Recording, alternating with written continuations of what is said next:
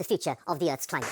Record-breaking temperatures. The polar region is warming twice as fast. What we say really is unprecedented. Coming at you in a wall of flame, just explodes. It's very, very terrifying.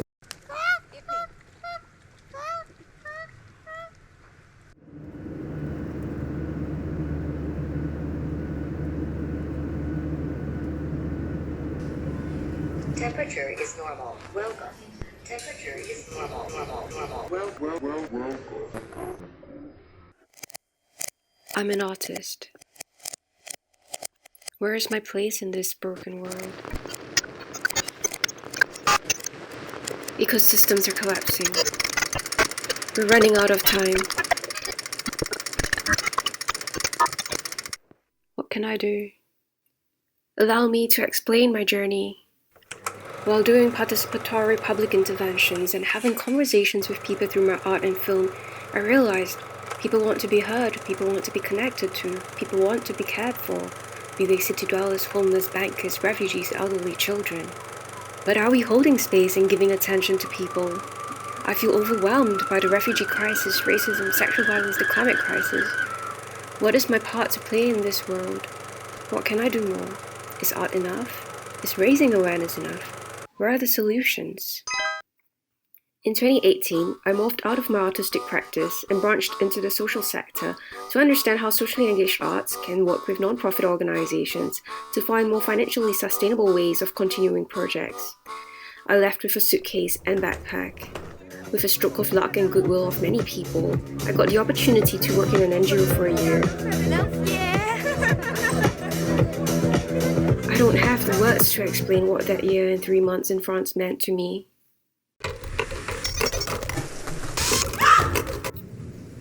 I was happy, I was sad, I was comforted, I was disappointed, I was excited, I was exasperated, I was grateful, I was angry, I saw beauty, I saw darkness, I felt so much, yet also empty sometimes. I found community, yet I was still searching for belonging. I met incredibly kind and friendly people along the way, boys who've been through so much, crossed deserts and seas, braved bullets and storms, arrived in Europe homeless and alone, in search of hope and better futures. They've been robbed, they've been ignored. Lucky ones find associations that can take them in. They miss their mothers, fathers, sisters, brothers. Who am I to talk about my search for home when they've been displaced by violence? Asylum isn't always granted. Why come, some might ask? Should they not leave when they can't find jobs, when they can't see a future for themselves? They are searching for their versions of hope too, yet that's not always welcomed, because resources are scarce, they say. I did a project with a veteran once. He served in the French military as a légionnaire in Cambodia and Vietnam not long after the Vietnam War. He enlisted in part because it's a family tradition, in part his belief that he could help people. He had incredible stories to share, of bullets and reconstruction, lovers and parting. He was homeless when I met him. He couldn't finish his military service as he had a heart problem, thus his pension isn't given out till he turned 62. 2 more years. He applied for emergency funding, but the administration office kept saying they didn't receive his application. He ended up evicted. Homeless shelters are actually more dangerous than living on the streets. We developed a tour in which he brought people around the city while sharing his story. One day he told me, "It's nice, huh? To speak to people in the eye, not sit down looking up at the crowd pass by." I wonder how many people have become invisible in our societies. My research on financial independence for socially engaged projects evolved into a larger research on sustainability. My findings were depressing. We're in an environmental emergency. I feel so small in relation to the magnitude of change that needs to happen. The system feels too massive and strong to break. Whatever I was doing, it didn't feel enough, and it definitely wasn't fast enough. I was losing hope. I felt like I had lost my purpose and motivation overnight. And so I left in search of hope.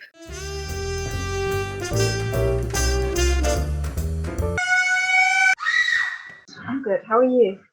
I'm good. It's been a bit strange. COVID hit and I was in Quebec all alone, and then it's been crazy. So I just moved from countryside to countryside. I was learning a lot of permaculture and organic farming, which was very interesting. And then this trip was, in some ways, I guess, searching for hope of initiatives on the ground that people are working on that is actually creating an impact, positive impact on the world. So I decided, for myself, but also for other people, maybe if I share a bit of this journey, then that's at least something productive. Onions, we help you discover your many layers. You peel your car, you wake up with fresh eyes. Question life, question humanity, question society, but most of all, question yourself. Is it ethical to have children? I think it is. I think it certainly can be. I think I think your question is probably premised, in the context of climate Armageddon, or the fear around the future with respect to things like global warming and so on. On the one hand, yes, you could buy into that, and you could say, okay, we are in a position where any future generation is going to have it worse in many respects than we do, and there are certain indicators, some quite strong, that they may not even have a fighting chance. But on the other hand, I think that's a weird place to occupy psychologically, and I think we have to accept our humanness. Even though we might recognize some things we do have undesirable outcomes, it doesn't mean we have to create this sense that humanity itself is somehow tainted. And I think in terms of the practical realities of having a kid, so much of that question is really undergirded by the assumption that it's a problem because of what the impact of humanity is as a negative impact on the earth, and then alternatively what it might be a negative result for the life experience of the prospective child. But I think maybe on both counts it's too ideological. I think we are biological, physiological organisms driven to procreate, driven to live, and having children, in my view, is an essential. I mean, it's clearly entirely essential component of being alive. If we didn't have children, we wouldn't be here, of course. So I just find there's a kind of dissonance in thinking that when people talk about, I used to be one of these people, talk about voluntary human extinction or voluntary celibacy to prevent overpopulation and so on. I'm moving more and more away from that, and I'm moving more to looking for opportunities in humanity. I think if we think of it that way, we're going to be in a better position than if we go around feeling guilty about our own existence or the existence of our children. Even if it's going to be absolutely as bad as it can possibly be in anyone's worst imagination, what is it that makes the most sense to do? Well, it's the same thing. Keep trying. Keep doing your best. Keep growing food. Keep building relationships. Keep loving your children. Keep enjoying every moment that you can. It's hard to watch individuals go through some of the really tough times, and major theatres and arts venues are closing here.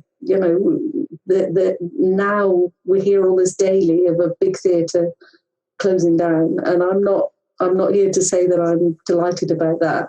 That's going to have a big impact on our cultural climate. We're providing a little bit of escapism, actually. The imagery that I try to seed the groups with as well, and encourage our place champions with their respective school meters, is to go out and take interesting and beautiful shots of their place. Because we're allowed out for exercise walks to share beautiful and inspiring imagery, because we're inundated with news about daily deaths and awful lot of controversy over the way it's been managed, and that's it's exhausting.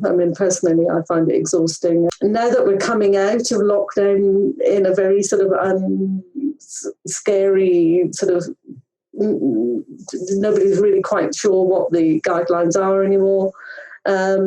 People are quite scared.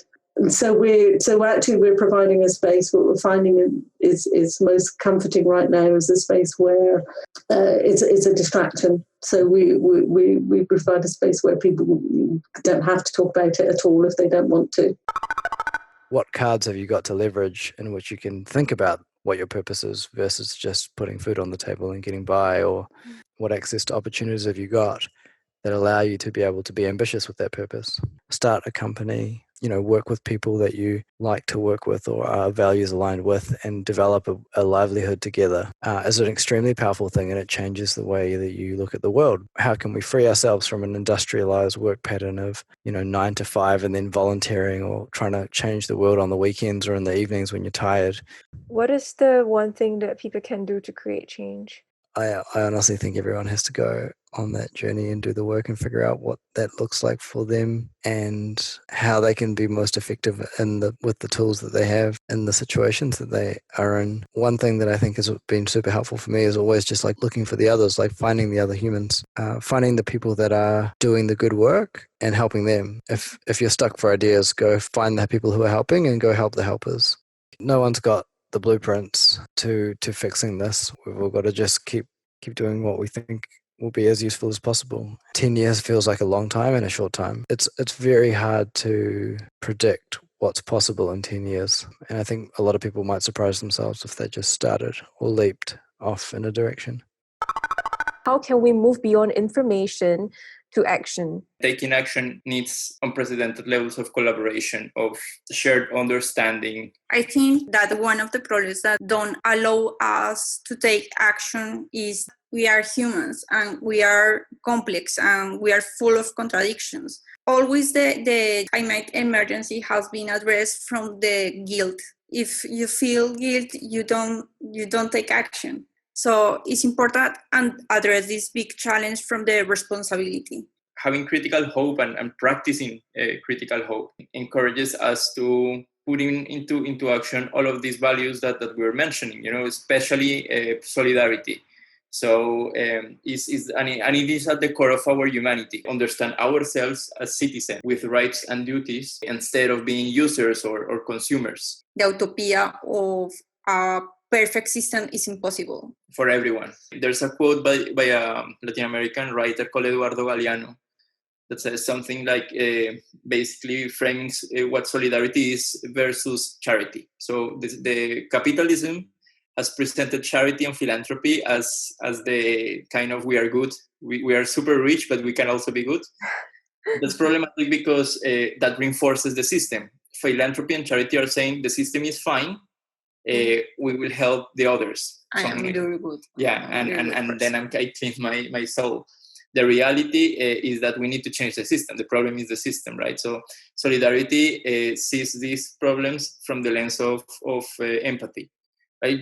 In order to practice solidarity, you need to develop empathy for the other, which becomes essentially a learning experience. It's questioning the ladder, the hierarchy, and then saying, okay, we have this shared human experience, this beautiful planet. Then I want to share from you, and you can learn from me, and then we have this exchange as equals. First of all, building on what we have in common and questioning all of these ideas of the poor and the rich and the poor, the black and the white, men and women, all of these things that are mental constructions from our language and narratives that divide us, essentially for those elites in power to keep the status quo. By practicing solidarity, we can also bring the idea of responsibility. A beautiful way of practicing responsibility is through exercising all types of solidarity and learning. You may consider this research that you are doing an act of solidarity, or you can frame it in that way. And imagine if this was extended to universities worldwide, if the curriculums were solidarity first curriculums, instead of making people fit for the industry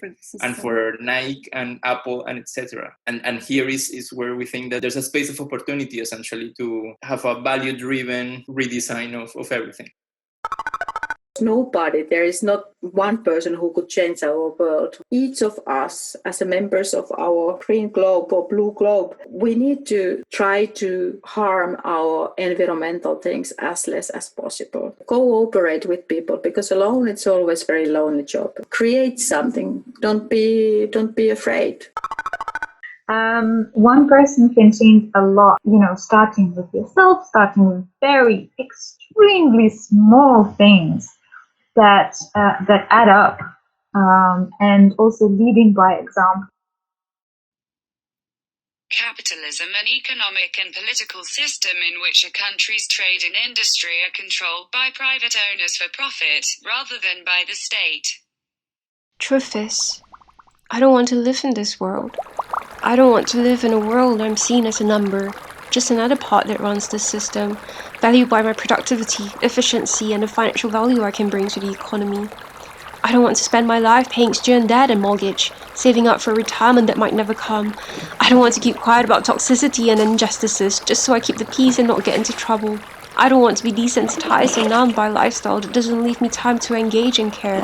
I don't want to live in a world where empathy and community have become marketing techniques to sell products.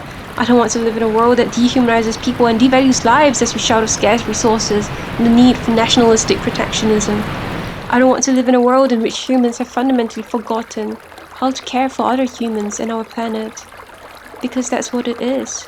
When we continue a system that sees us, all of its parts, humans, animals, nature, as resources to be exploited at the most cost-efficient manner possible for infinite growth, all of us will be exhausted, and the ecosystem will eventually collapse. But this doesn't have to be the way. We can invest in social innovation, regenerative jobs that support community and environmental care. We can consume self-development courses instead of products. We can spend time and money on learning to be critically aware, on standing up for social justice. We can do meaningful work for the environment, for our communities. We can work less, consume less, and spend more time with family and friends. This is an appeal to all of you. How can you be an active, conscious, and engaged citizen of the world? How might you appreciate nature as an equal being?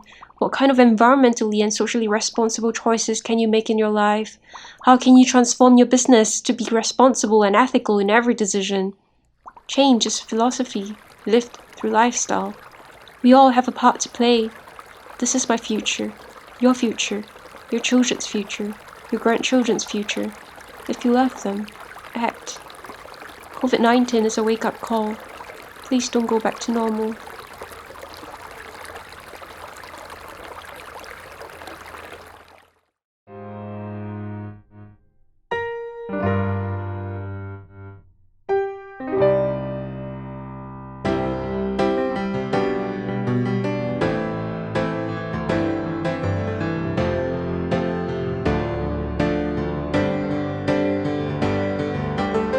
Stop.